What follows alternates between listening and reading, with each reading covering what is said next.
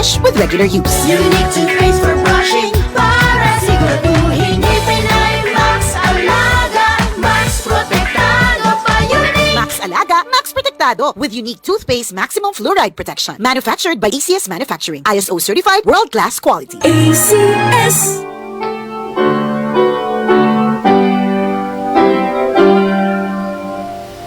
Walay di mahimo kung musalig ka sa Diyos. Walay di Ang What the Bible Says nga ginumala sa Bible Baptist Church, Santa Cruz, Labucon, Mandawi City, magapamisita na usab sa tagsatag sa kapanimalay uban sa panghinaot nga ang pulong sa Ginoo makakita og luna sa inyong kasing-kasing nining taknaa. Sulod sa 30 minutos, ako makikauban kaninyo ug magahisgot sa yanong plano sa Dios sa dakong kaluwasan sa atong mga kalag nga hatag sa Dios. Kini si Pastor Rogelio Baladhay. Ang What the Bible Says, Labugon, Mandawi City nga gidumala ni Pastor Rogelio Baladhay. Mabati matag alas 5 hangtod sa alas 5:30 sa buntag. Adlawng Lunes hangtod sa Domingo ug alas 4 hangtod sa alas 5 sa hapon. Matag Sabado. Daghang salamat. Sa kini ang DYKC Sai 75 ang inyong radyo Rumba. Balita, komentaryo o kalingawan. RPN Radio, RPN Tao, Radyo Ronda Cebu. Malit pa yung tanan. Member KBP.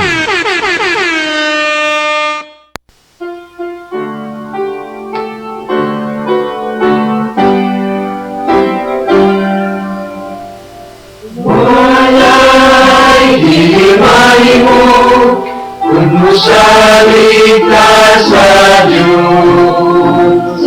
Walay di Ang What the Bible Says nga ginumala sa Bible Baptist Church, Santa Cruz, Labucon, Mandawi City, magapamisita na usab sa tagsatag sa kapanimalay uban sa panghinaot nga ang pulong sa Ginoo makakita og luna sa inyong kasing-kasing nining taknaa.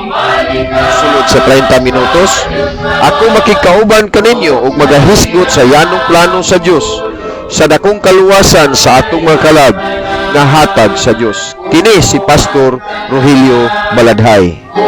ang tanan makitungyo sa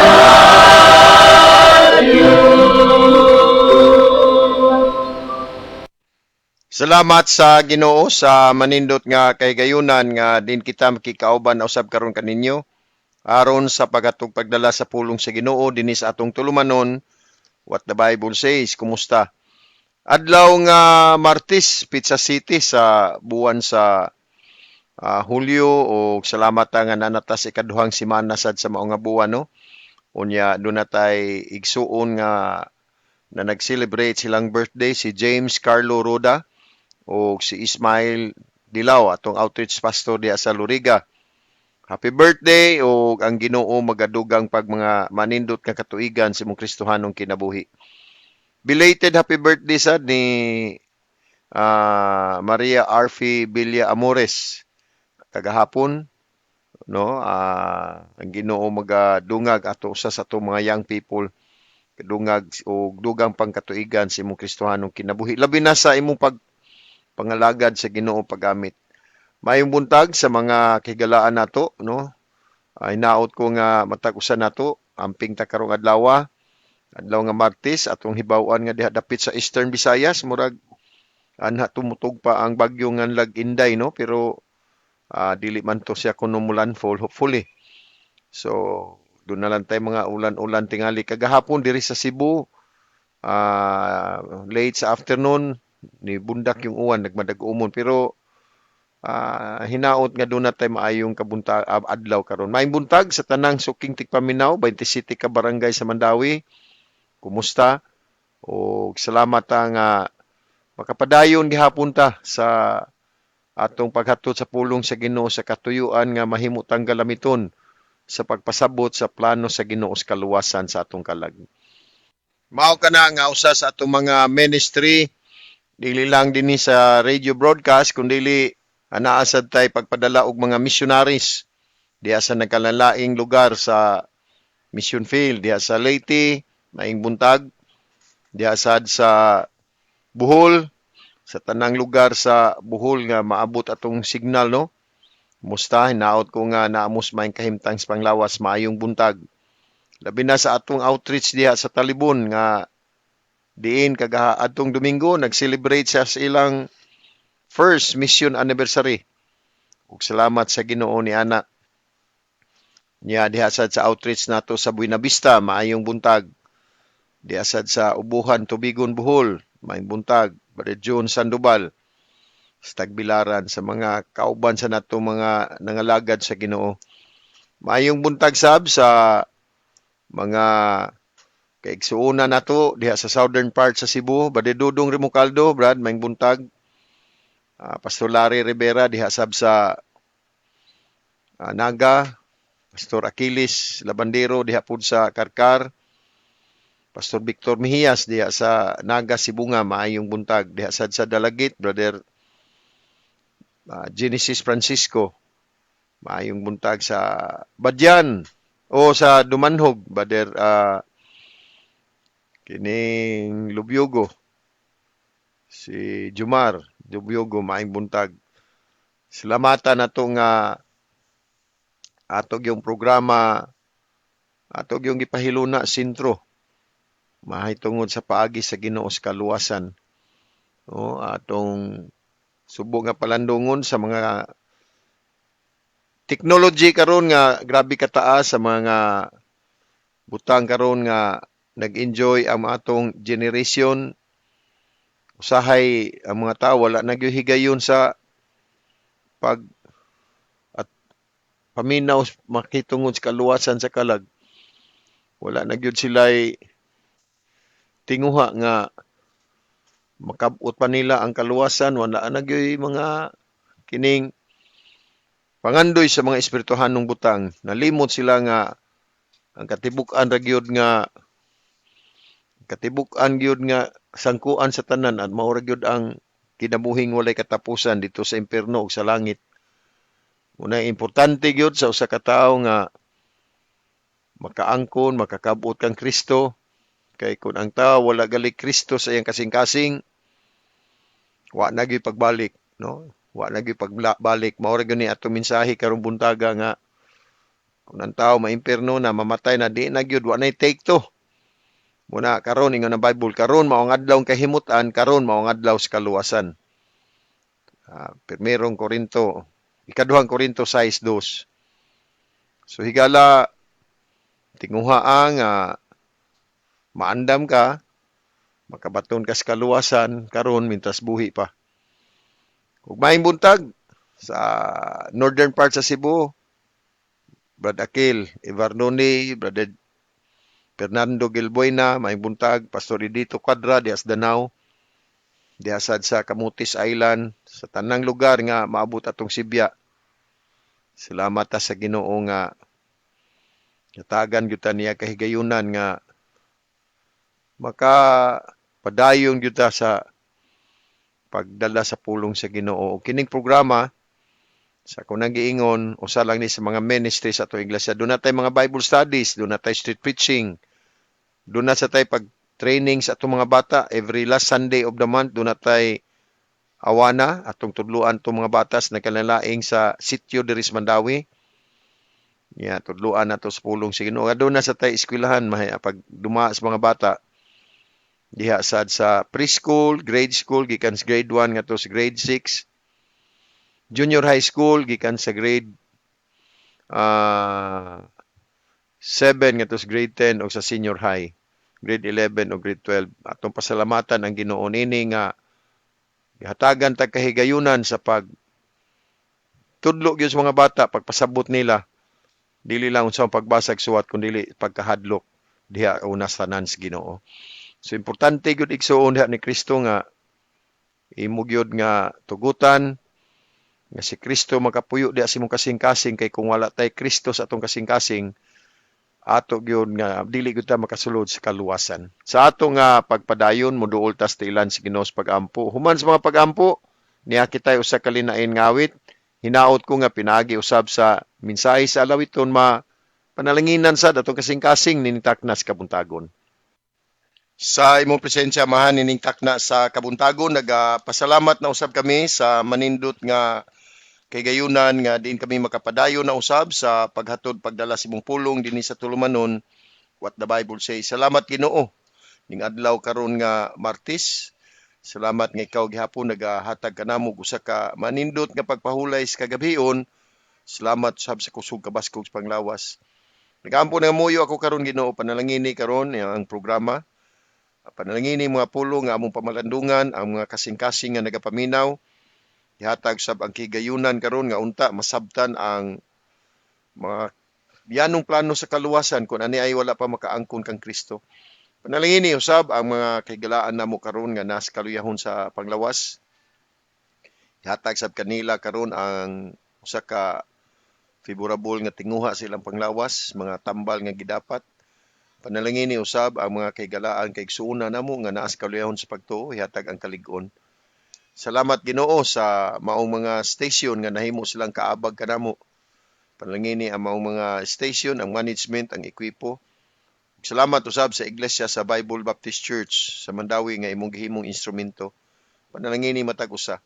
Among pag-ampo karon ining adlaw amahan nga ikaw magatabang kanamo karon sa among mga adlaw-adlaw nga mga buluhaton, mga adlaw-adlaw nga mga panginabuhi.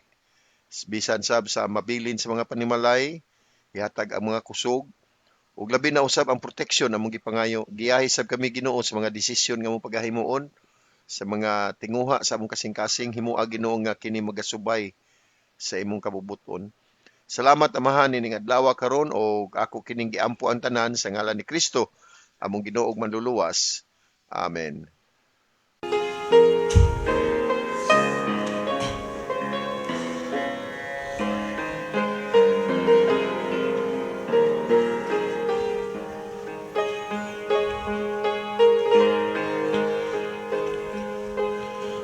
Bilhon nga gasa nga gikan sa langit, gihatag man sa Dios dinhi sa kalibutan.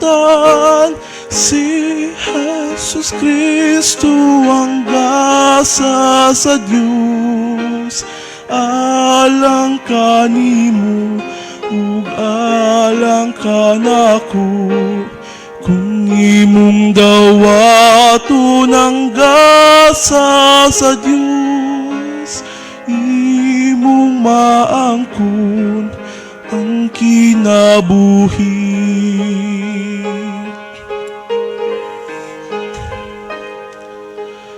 Ang bilhon nga gasa, bayad man nga hingpit sa mga salata, aron dili silutan. Si Jesus Kristo ang gasa sa Diyos, alang kanimo ug alang kanako. Kung imong dawaton ang gasa sa Diyos, imong maangkon ang kinabuhi.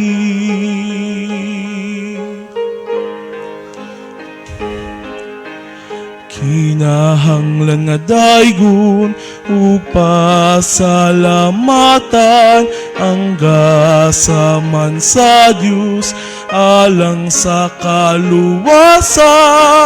Si Jesus Kristo ang gasa sa Dios, alang kanimo ug alang kanako. Kung imong dawaton ang gasa sa Dios,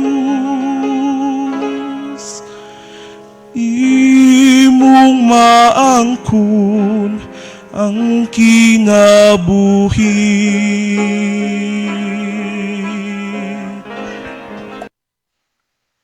Sa ato nga pagpamalandong sa pulong sa Ginoo nga dinhi nato pagakuhaa sa libro sa Hebrehanon kapitulo 9 unya dinhi sa bersikulo 27. Hebrews chapter 9 verse 27. Nga diin ang pulong sa Ginoo nagaingon ug maingon nga kini katakda na ngadto sa mga tao nga sa makausa mamatay apan human ini ang paghukom.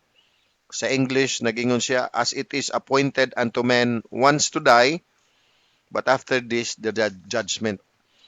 Now usa sa tinuod nga kamatuoran nga ato makita dinhi sa Bible nga ang matag usa ka nato mosulod gyud ta diha sa kamatayon. Moabot gyud ang panahon nga moabot nato ang kamatayon apan diha sa kamatayon motapos kini siya sa kahigayunan sa kaluwasan, no? Sa diha nga ang usa ka tawo mamatay nga walay Kristo sa iyang kasing-kasing, anaan niya ang pag-antos sa wala na kinutuban dito sa linaw nga kalayo. Muna nga ang Biblia nagatudlo gyud nato nga wala nay ikaduhang higayon, no? Dunay ubang mga pagtulun-an nga magatudlo nga ini kamatay sa tao kung ang mga parente dinhi sa kalibutan magampo basin siya makagawas diha sa mga pag-antos. Apan ang Bible o ang pulong sa Ginoo nagasulti gyud nato nga wala nay second chance after death. Diha sa libro sa Lucas 16 unya diha sa bersikulo 26. Dayon ang pulong sa Ginoo gawas pa niining tanan taliwala kanato ug kaninyo adunay usa ka dakong bungaw nga gipahimutang aron sila nga buot motabok gikan diri nganha kaninyo dili makahimo ni sila nga makatabok ngari kanamo nga buot mo ari gikan diha. Mao kini ang nahitabo sa taong dato og si Lazaro, no? Nga namatay si Lazaro, namatay sad ang taong dato. Unya si Lazaro didto siya sa sabakan ni Abraham ug ang taong dato niadto siya sa impierno, ang dilaab nga kalayo. Ug gusto mo tabok ang taong dato. Ug mao kana nitubag si Abraham. Ug gawas pa niini ang tanan taliwala kanamo ug kaninyo adunay usa ka dakong bungaw nga gipahimutang aron sila nga buot mutabang mutabok gikan diri nganha kaninyo dili makahimo sa ato pa kun doon na tay mga minahal sa kinabuhi nga tuwa na sa langit niya ato mga minahal sa kinabuhi nga tuwa sa impierno dili pwede nga mutabok tong tuwa na sa langit aron iyang tabangon ambot kinsa say gusto nga makaagig kainit niingon sad siya ni sila nga mutabok nga ri kanamo nga buot mo arigi kan diha. So ato day makita nga ang maong bersikulo nagasulti gyud nga sa diha nga ang tao mosulod na ngadto sa eternidad nga walay Kristo, wala gyoy mga pagampo, mga rituals o mga tawhanon nga mga paghago nga makapabalhin kanila ngadto sa usa ka lugar gikan sa pag-antos. Now doon na tayo mga butang nga atong hatagan sa pagtagad karon ni kabuntagon. Una, the finality of death. Ang kamatayon mutapos sa kahigayunan sa paghinulsol. Now, sa diha nga ang tao maghinulsol, makabaton man siya kahigayunan nga maluwas. Apan sa diha nga siya mamatay na, wala siya makaangkon sa kaluwasan. Ang kamatayon mao kini ang tapos sa kalibutanong kahigayunan. Diha sa libro sa Ecclesiastes sa daan nga tugon, kapitulo 9, unya diha sa bersikulo 5, ang pulong sa Ginoo nagaingon, kay ang mga buhi nahibalo nga sila mamatay. Apan ang mga patay wala nahibalo og bisan unsa nga butang, ni aduna pa sila bisan unsa nga ganti. Kay ang handumanan nila nahikalimta na. No? The living know that they shall die, but the dead know not anything. No, wala na'y kahibaw-an. So, inig-abot sa kamatayon, niabot na ang konklusyon, niabot na ang pagtapos, no? Ang iyang destiny, ang iyang pag-adto sa linaw nga kalayo sa ato mabasa sa teksto sa Hebrehanon 9, gikatudlo sa usa ka tawo. So, ang pultahan sa kaluoy nasira na, no? Sa diha nga ang tao mamatay, unya wa siya makaangkon sa kaluwasan, ang pultahan sa kaluoy, wala nay kaluoy nga makaabot diha sa tao.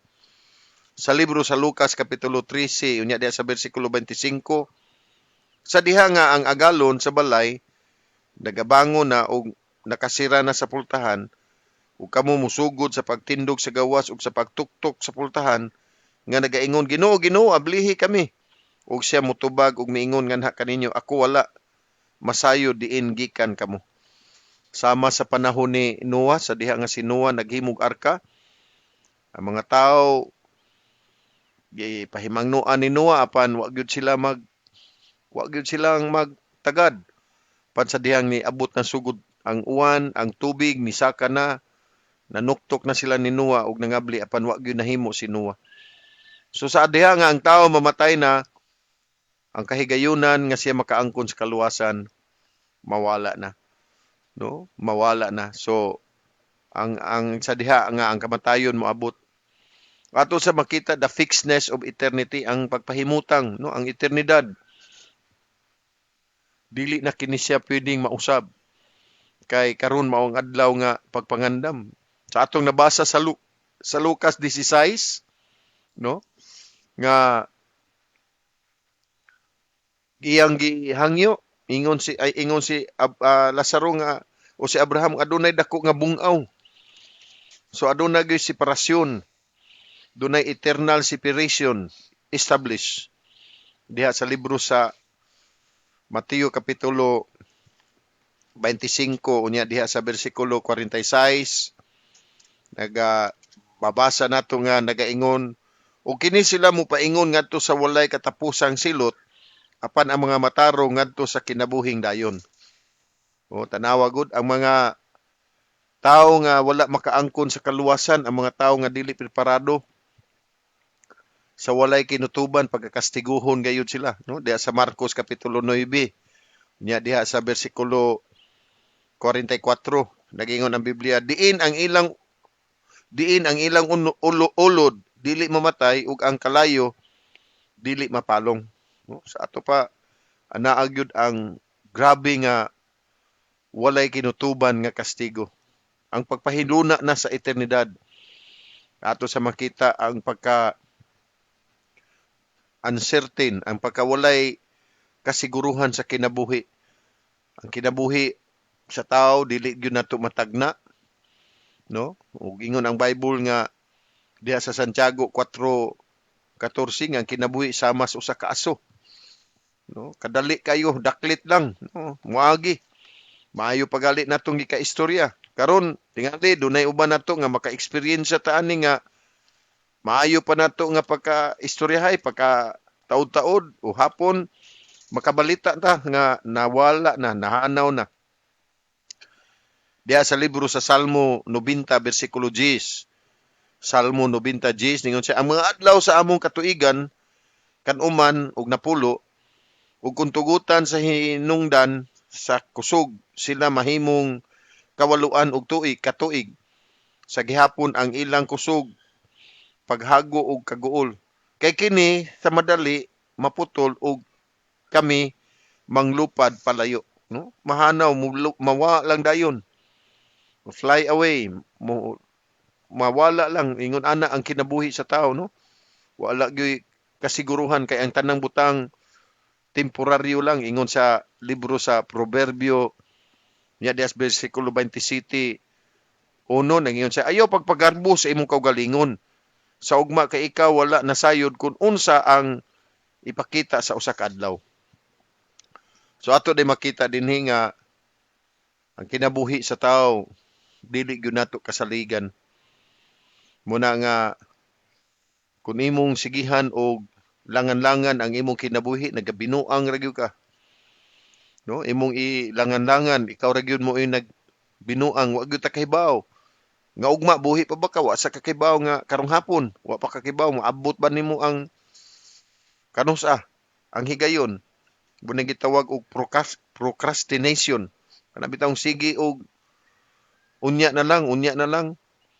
No? Kay usahay nagtuo ta sa atong kaugalingon nga dili pad gyud ta mamatay. Nagtuo ta nga Maayo pag yuta atong kinabuhi, himsog pag yuta. Pero ato di makita nga sa dali-dali lang mawala na ta dayon, no? Ani bitaw kanunay ta pahimangnuan unya dili ta mamalandong, dili ta maminaw, naghatod yun nagkadautan. Unsay giingon diha sa Proverbio 29:1. Proverbio 29:1, siya nga makadaghan gibadlong nga nagapagahi sa iyang liog sa kalit malaglag ug walay kaayuhan.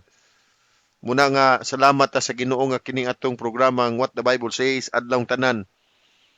Nagapahimangno gyud kanato sa pagpangandam, no? Tingali uban nato maayo ra gyud atong lawas, maayo gyud atong kahimtang muna nga wa gyud ta magtagad. Gaan natong importansya atong relihiyon. Apan ato di makita nga ang pag-antos, ang kalisdanan kuyaw kung kita moadto na sa impierno, no? Ang kalisod, ang mga hulga, ang hulga sa impierno igsoon Kristo. Kung atong basahon ang Bible, ang kalayo dili mapalong diha sa Marcos kapitulo 9 44. Ningon siya diha sa bersikulo 44, diin ang ilang ulo dili mamatay ug ang kalayo dili mapalong. Tanawa ko ng linaw nga kalayo. Naa katong taong dato namatay siya. Ingon siya nga suguas Lazaro kay ni ako nag-antos aning lugar, no? Sa Lucas 16 unya diha sa bersikulo 24. Siya misinggit og miingon, amahan nga Abraham, kaluy ako. Padala si Lazaro aron siya mutuslob sa tumoy sa iyang tudlo sa tubig ug ipabugnaw sa akong dila kay ako gisakit dinhi niining kalayo. For I am tormented in this flame. So, usa day ka makuyaw nga lugar, usa ka makuyaw nga butang kung ang tao mamatay na, mubiya siya sa kalibutan nga wala na pagbalik. Muna nga ang atong mensahe karon di ay dili ka makadalag balik sa usa ka tawo nga namatay na, no? Dili nimo siya mapabalik dinhi sa kalibutan kay siya nasiparar na. Pero taliwala sa mga pahimangno sa Ginoo, ang Ginoo maayo ug matarong nga naghatag og saktong hustisya. Diha sa libro sa Roma kapitulo 2, unya diha sa bersikulo 5 ug 6 nagingon siya, apan subay sa imong pagkagahi ug dili mahinulsulon nga kasing-kasing nagatigom nga na sa imong kaugalingon ug kapungot alang sa adlaw sa kapungot nga nagapadayag sa matarong nga paghukom sa Dios, kinsa magabalos ngadto sa mga tawo sumala sa iyang binuhatan. Ato di makita nga ang hukom sa Ginoo igsuon ni Kristo, usa ka matarong nga judgment. Kung ang tawo di ay maimpierno, matarong ra gyud ang Ginoo tungod kay ang tawo nagdumili man. Dili baya maimpierno ang tawo tungod kay bugoy siya, badlungon siya, dautan siya. Kay ang Ginoo ni anhi man aron sa pagpangita pagluwas sa mga makasasala. Apan ang tawo moadto sa linaw nga kalayo tungod kay wala siya makabato ni Kristo sa iyang kasing-kasing. Wala niya maangkon. Wala niya saligi si Kristo. Ang iyang gisaligan tingali ang iyang kaugalingon, ang iyang mga maayong buhat. Salig siya, nalimot ta nga kini ang kaluwasan usa ni ka libreng gasa sa Dios. Sa Roma 6 niya diha sa bersikulo 23 ato mabasa dinha nga diin nag-ingon kay ang bayad sa sala mao ang kamatayon, apan ang gasa sa Dios mao ang kinabuhing dayon pinaagi ni Hesukristo nga atong Ginoo. So ato di makita nga ang grasya gihatag kini nga gawas nun freely, no? Grace offered freely. Wala ta pabayra, wala ta ilisi og maayong buhat. Ang maayong balita nagaproklamar kanato nga si Kristo namatay, gilubong na banhaw alang sa kapasayloan sa atong kasala.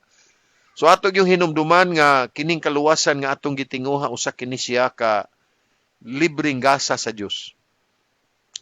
Ug mao kana siyang gitawag nato og maayong balita. Mao na nga ang Ginoo nagtinguha gyud nga unta ang tanang tawo makaangkon sa kaluwasan. Mao kana karon higala ning kabuntagon sulod na pila sa katuig Naata dinhi sa kahanginan, nagwalis pulong sa Ginoo. Di nang uban ningon nga balik-balik nga mensahe. Tungod kay buot ang Dios nga ikaw makaangkon sa kaluwasan diya sa 1 Timoteo 2:4. Kinsa buot unta nga ang tanang tao maluwas ug makadangat ngadto sa kahibalo sa kamatuoran, no? Who will have all men to be saved. Ang Ginoo interesado. Now, unsa may pamaagi nga ang tao, dasya hatag naman sa Ginoo apan pinaagi sa pagtuo kita maluwas. Ingon nangutana ang magbalantay, unsay akong buhaton para maluwas? Tumuo ka kang Ginoo Hesus. Maluwas ka ikaw ng imong panimalay. Ang pagsalig ni Kristo mo'y maghatod ka nato sa kaluwasan. Pinaagi sa dugo ni Kristo kita iyang gitubos ug sa diha nga kita musalig ni Kristo madawat nato ang kinabuhing walay katapusan. Higala ayaw huwata, ayaw tuhui nga mamatay ka usa ka mahibaw sa kaluwasan. Karon mao ang adlaw kahimutan, karon mao ang adlaw sa kaluwasan. Ikaduhang Korinto kapitulo 16 bersikulo 1 Korinto kapitulo 16 bersikulo 2. Kung imo saligan si Kristo, makaangkon ka sa kaluwasan. Hinaot ko nga ang mga pulong nga atong gipamalandungan nakapahiluna sa imong kasing-kasing, balik ko madlawa sa pagpadayon na usab sa pagpamalandong sa pulong sa Ginoo hinumdumi. Bisag unsa kadako sa kalisod nga maabot sa imong kinabuhi, ang Ginoo nahigugman nimo. Panginaw sa tingog malumo, may lisod maalam kanimo.